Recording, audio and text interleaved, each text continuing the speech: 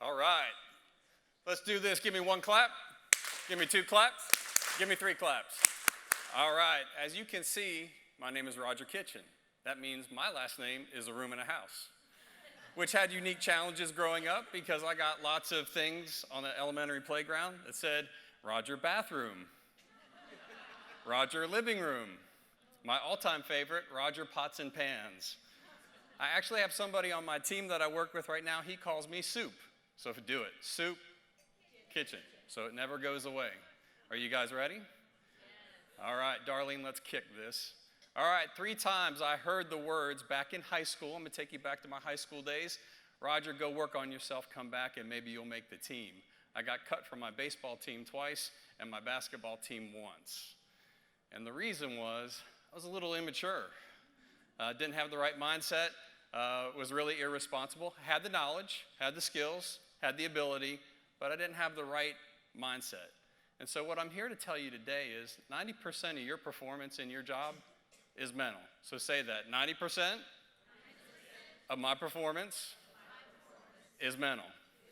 So it really is not really tied to maybe your KSAs, your knowledge, your skills, those abilities. Not so much, because you can have all the knowledge, skills, and ability, all the certifications and education, but if you're a train wreck showing up to work, drama king, drama queen, your performance is going to suffer, and so will your company. So really what I'm interested in is I want to know how mentally resilient you are. How mentally tough are you? How well do you handle adversity and stress? How do you look for opportunities to challenge yourself? Do you have a growth mindset? Are you open to new experiences? So let's do this. Put your hands out in front of you. Do this, draw a circle around you, because it's all about you tonight. Come back around, because the only thing you control is you. And anything outside that circle, you cannot control. And so as we jump into tonight, every day when you show up to work, you got to identify the win. You want to have a tough mental performance. What is your win for the day? This is going to help you focus. You got to ask yourself routinely every day, what's important now? You got to ask yourself routinely throughout the day, what's important now? Once you identify that win, the next thing you got to do is control your controllables. What is something you control in the workplace? Benefits. Pretty much your attitude, effort. Me, you're right, back there. You control you. The idea is you focus on your controllables and you don't focus on things you can't control. You can't control your crazy boss. You can't control the drama king or the drama queen in the office. Can't control traffic coming to work. So you have to purposely not focus on those things. But what you do want to focus on is the process. Those are the many goals that you want to achieve in order to get the win. And so what are those little things that add up to success and help you win? It's called the process, and that's where you focus. Interestingly enough, high-performance athletes, they focus on the process, but they don't focus on results. They're not into wins, losses. They're not into statistics. Whatever your metrics are for the day, they purposely don't focus on that because it takes them out of the zone. And all high-performing athletes want to be in the zone, so when we put it together, you control your controllables. You work your process, and that brings you into the zone.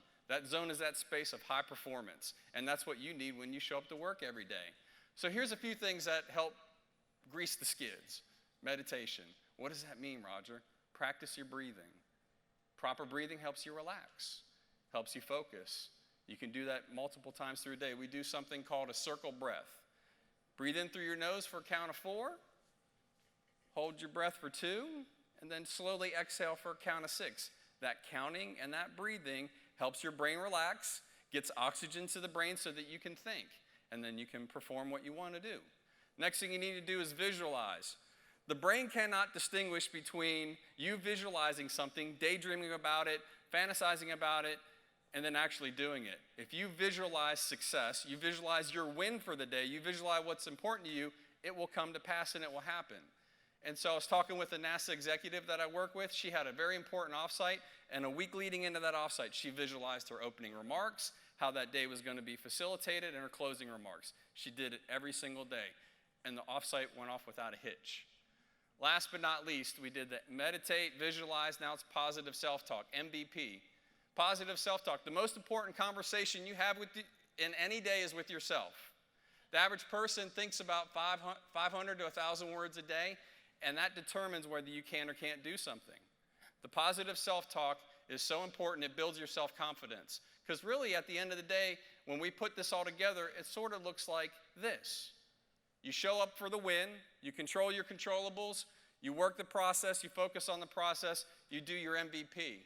Because really, what we want you to do is be successful.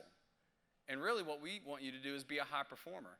Because you want to win the prize, you want to get the trophy, and I'm here to tell you, let's sing it like a choir. 90%? Come on, 90% of my performance is mental.